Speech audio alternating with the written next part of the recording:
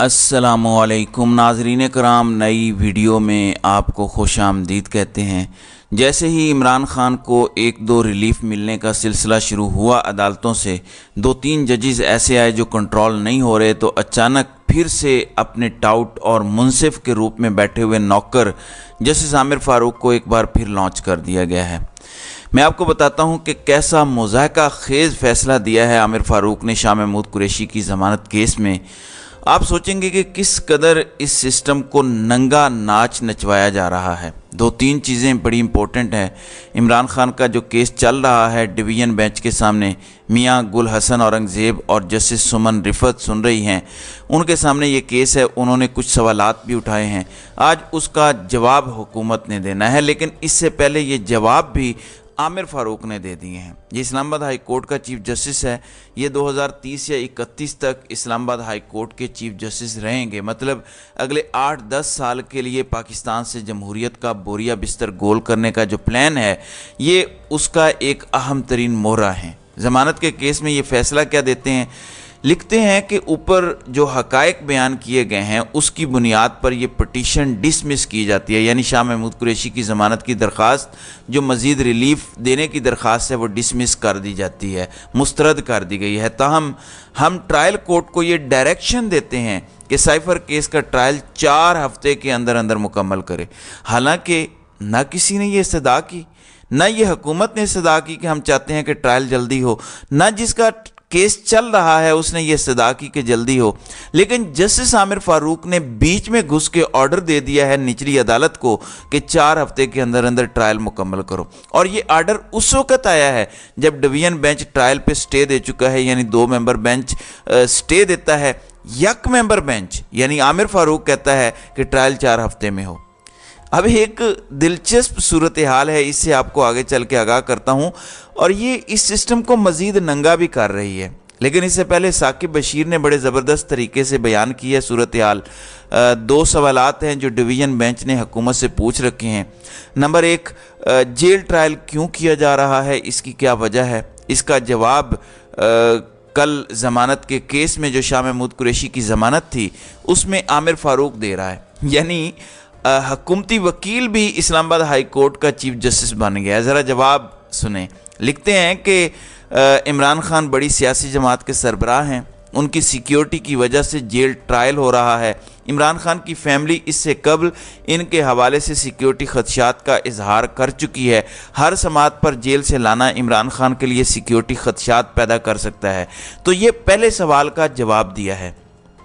दूसरा सवाल division bench ने पूछ रखा है हुकूमत से, जिसका उन्होंने आज जवाब देना है कि अगर जेल ट्रायल प्रोसेस मुकम्मल नहीं हुआ तो जो ट्रायल हो चुका है उसका स्टेटस क्या होगा। मतलब सवाल करने का मकसद ये था, क्या फिर उसको नल एंड वाइड करार दिया जाएगा और नए सिरे से ट्रायल शुरू होगा।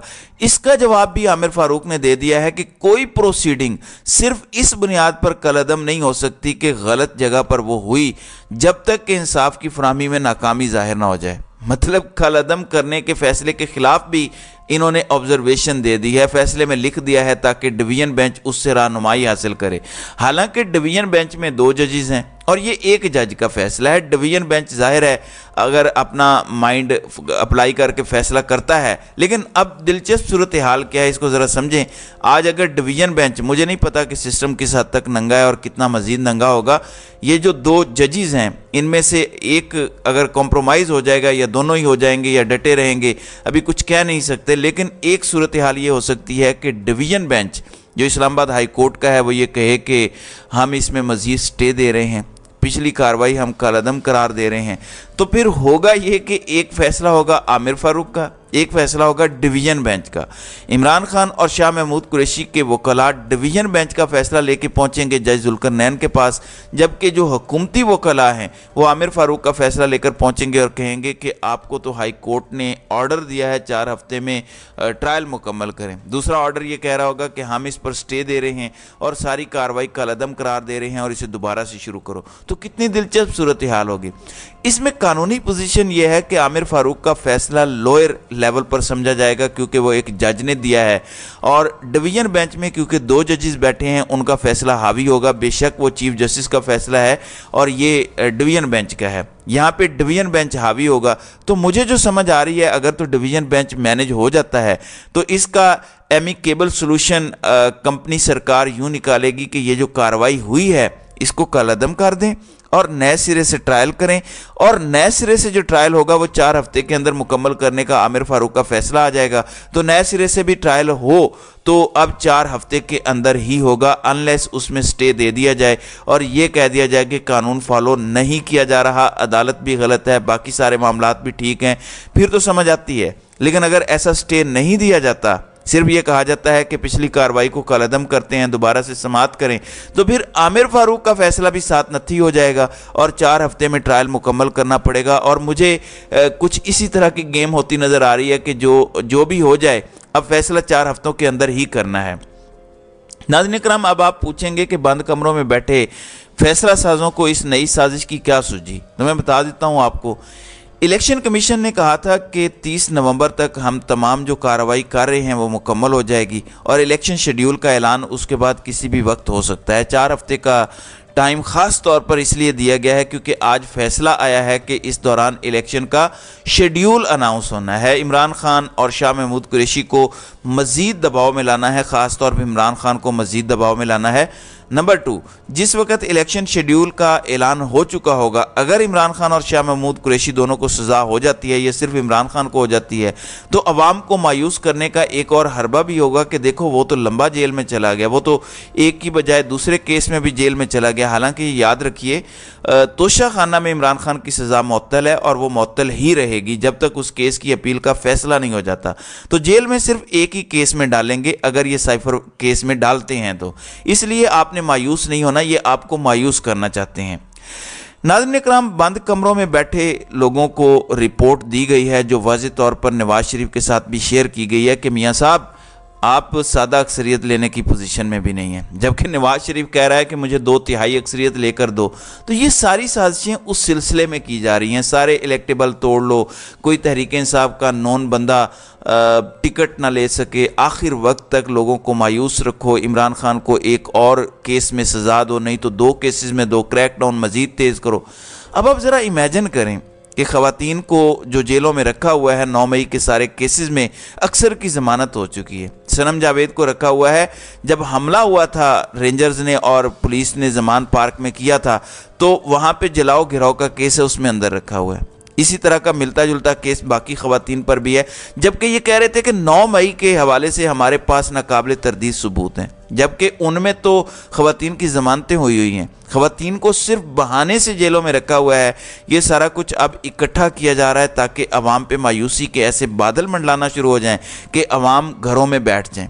इनको डर आपकी एक चीज़ से है और वो है मैसिव टर्नआउट। अगर आप बड़ी तादाद में बाहर निकल आए तो इनके सारे मंसूबे खाक में मिल जाएंगे और ये है आपकी ताकत जिसको आपने पहचानना है। अभी आपको बड़े बड़े तज्जिया निगार जो आपको बज़ाहिर न्यूट्रल भी समझ आते हैं वो न्यूट्रल को प्यारे हो चुके हैं।